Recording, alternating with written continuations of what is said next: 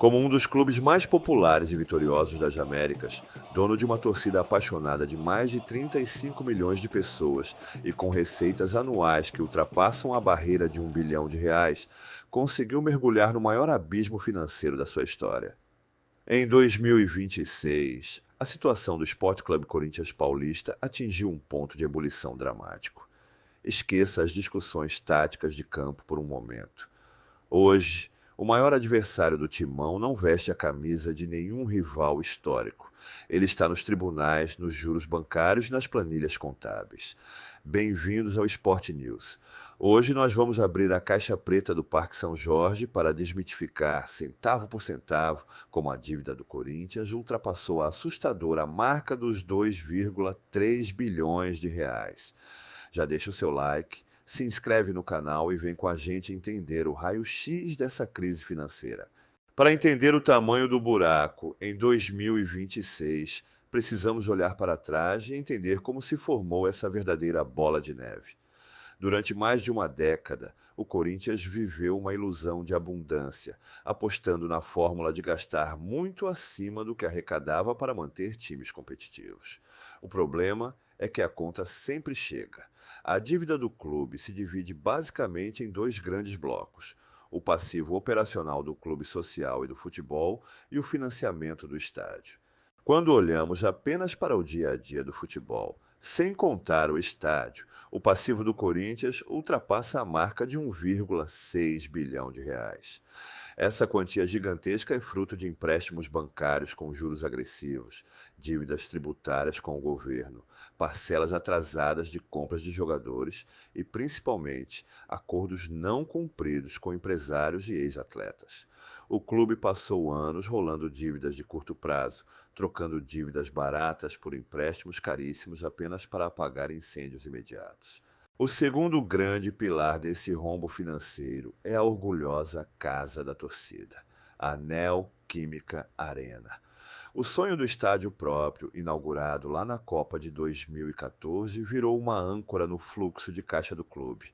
Mesmo com a venda dos naming rights e com rendas espetaculares de bilheteria jogo após jogo, o contrato de financiamento original com a Caixa Econômica Federal sufocou as finanças corintianas por anos a fio. Entre renegociações judiciais, amortizações e juros acumulados, a dívida da Arena sozinha continuou representando um bloco de centenas de milhões de reais no balanço de 2026. A fiel torcida, demonstrando um amor incondicional, chegou a abraçar campanhas massivas de arrecadação e vaquinhas para tentar abatimentos diretos no saldo devedor da Caixa.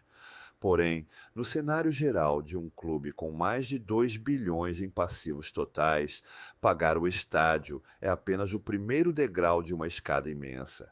Mas o que acontece na prática quando um clube chega a esse nível de endividamento? O primeiro sintoma grave é o famoso transfer ban. Nos últimos anos, o Corinthians se tornou um cliente frequente nos tribunais da FIFA e da CNRD. Clubes do exterior e times brasileiros passaram a acionar a justiça desportiva pelo não pagamento de parcelas de transferências, impedindo o Timão de registrar novos reforços e paralisando o planejamento esportivo. Outro ponto crítico que virou rotina no Parque São Jorge é o atraso nos direitos de imagem.